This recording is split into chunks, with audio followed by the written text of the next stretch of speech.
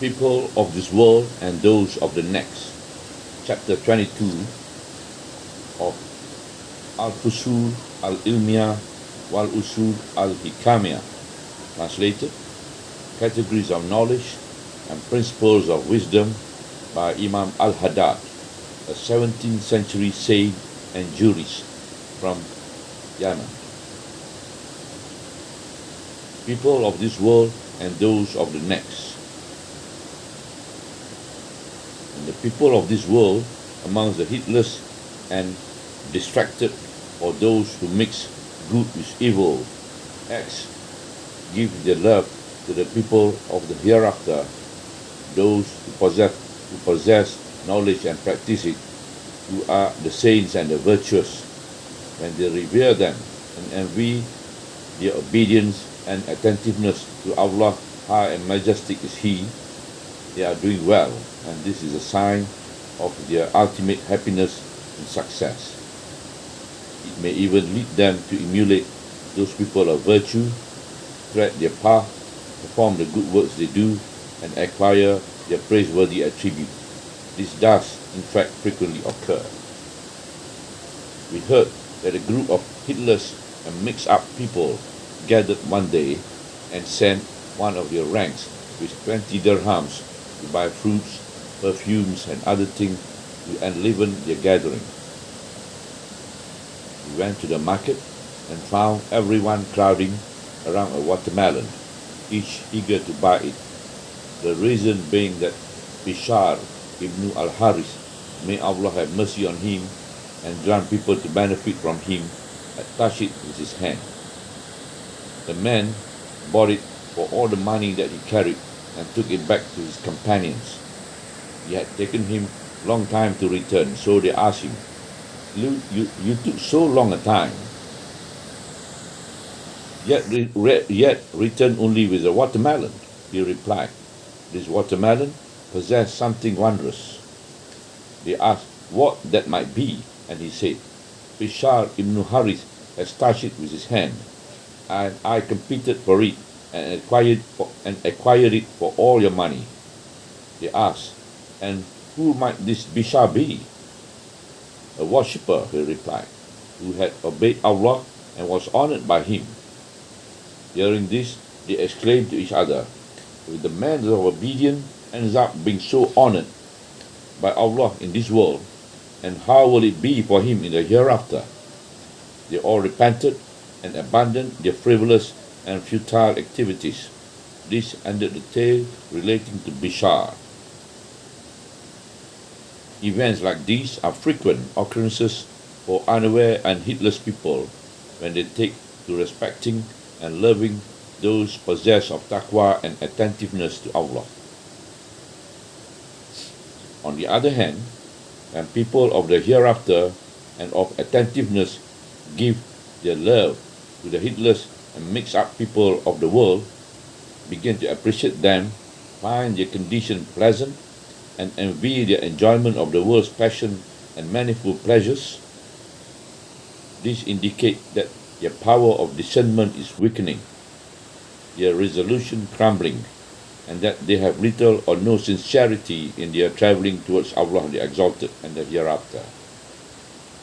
Just as this world is vile and insignificant, with all that it contains, so too is he who has desire, greed, and attachment for its passions and pleasures, and is excessively concerned with acquiring and developing them.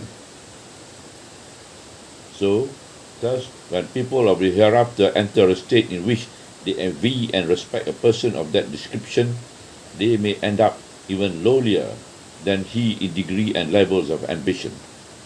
On the contrary, people of religion and the hereafter must raise their ambition, rise above seeking material security in the world and its people, and be repelled and disgusted by all its passions and fleeting pleasures, for in reality these are but befouling and defiling dirt. The world has been likened to a putrid carcass and to disgusting refuse, in the words of the Messenger of Allah himself, may blessing and peace be on him and on his family. and in the words of the righteous predecessors in the hadith narrated, the world is a putrid carcass.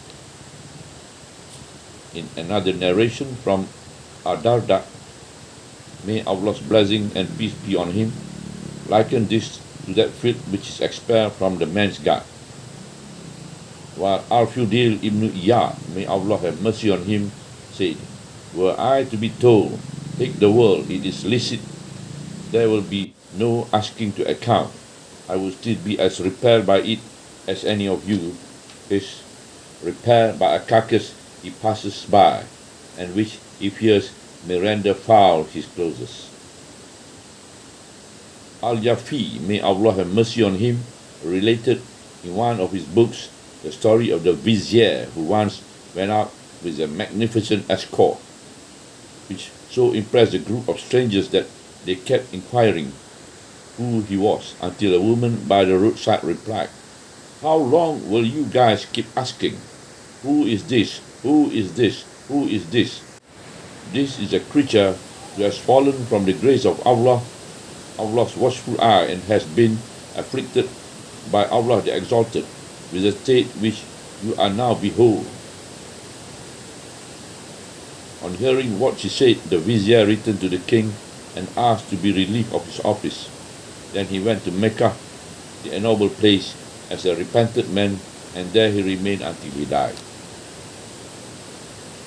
It is invariable that when people of religion and the hereafter see worldly people eager to accumulate these treasures and preoccupied with their passions and desires, they must feel sorry for them, and they pray for them with sincerity that they may be freed and saved from turning away from Allah the Exalted, that others have fallen prey to and from the heedlessness of the hereafter, which is their ultimate return and the appointed time. Allah forbids that the people of the hereafter might wish to become like them. It is only so with people lacking discernment, sincerity with Allah the Exalted, through renunciation or true desire for the hereafter, which is the hereafter is better and more enduring. He who does this is like the one who will have accepted for exchange the better and more enduring for the worse, and will have failed to appreciate the value of Allah the Exalted's gift to him. His gift is his choice, and that a believer will travel to him and to the hereafter, and his preserving him from the affliction of turning away and being forgetful of him, and of pursuing the ephemeral, lowly, valueless things of the world. Success is in the hand of Allah. The whole matter belongs to him. There is no power nor might except with Allah. Transcendent and exalted is he. Subhanallah, walhamdulillah, wa la ilaha illallah, wallahu akbar, wa la hawla wa la quwwata illa billahi al-aliyyil azim, wa la hawla wa la quwwata illa billahi al-aliyyil azim.